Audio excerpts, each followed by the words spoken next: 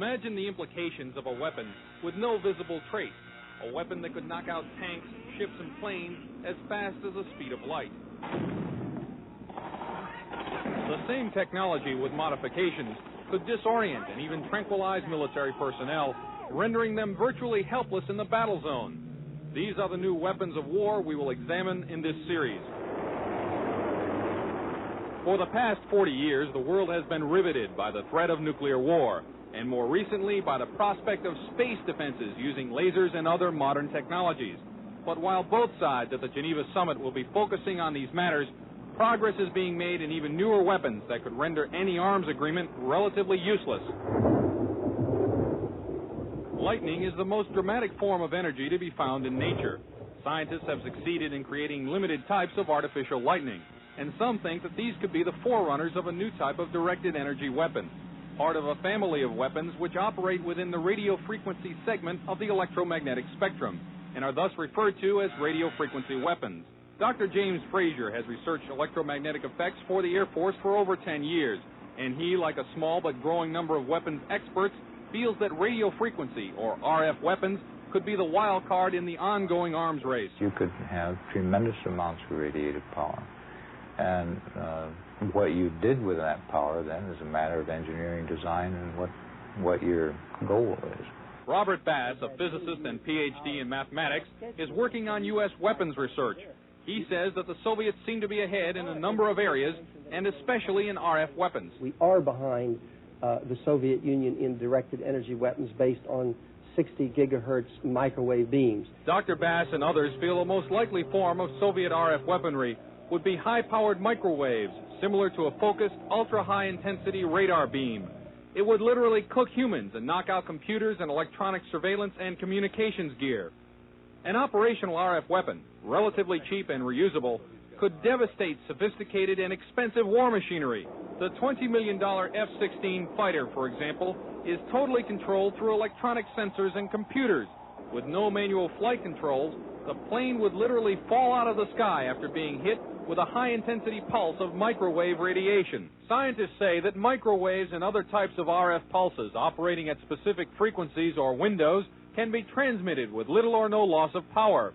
Machines known as gyrotrons can produce the massive pulses needed to drive these devices, and it's believed that the Soviet Union has a 3 to 5 year lead in this technology. Over the past year, CNN has repeatedly asked the Department of Defense and the Air Force about radio frequency weapons.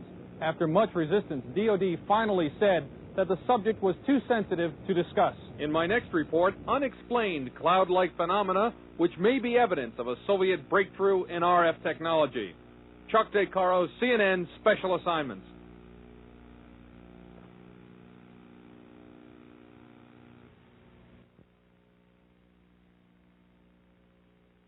Brainstorm was a science fiction movie about a device which electronically injected thoughts into the human mind. In this scene, the mind control machine projects images into the brain of the chief scientist through an electrode headset. The scientist then finds himself experiencing the thoughts of a wild truck ride.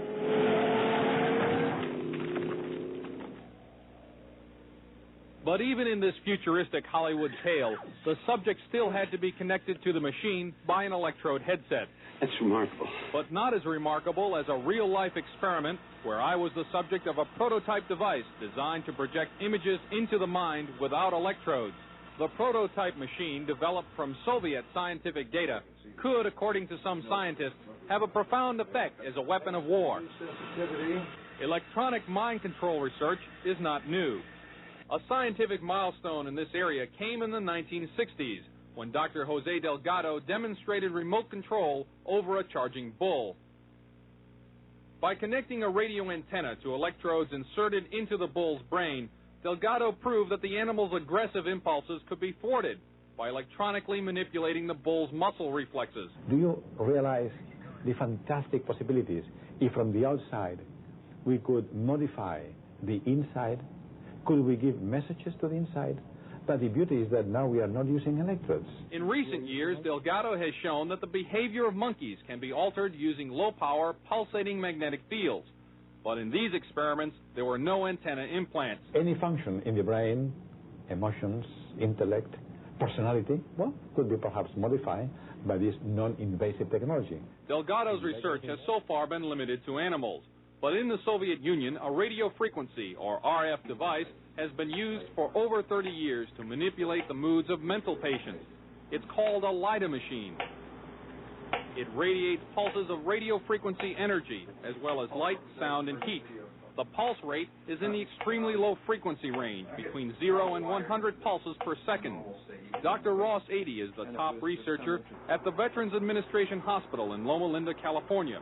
He has been investigating the effects of the LIDA machine. Now, what do the Soviets use this machine for? Well, they don't use it anymore. We should be very clear that this is a machine which is regarded by them as somewhat obsolete technologically.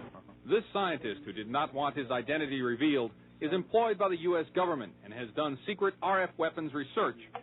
He believes that tests done with the LIDA and similar machines prove that humans are susceptible to remote alterations of mood and awareness. Certain kinds of weak electromagnetic signals work exactly like drugs. And so the promise is that anything you can do with drugs, you could do with the right electromagnetic signals. Apparently, there are specific sites involved, specific functions involved. It's a matter of matching up, just like it is with a pill or a drug, to cause and effect. You could have a cause and effect relationship between a magnetic field and a biological function. CNN enlisted the help of noted physicist Dr. Elizabeth Rauscher and electrical engineer Bill Van Bice to build and test an RF mine interference machine from data found in Soviet scientific literature.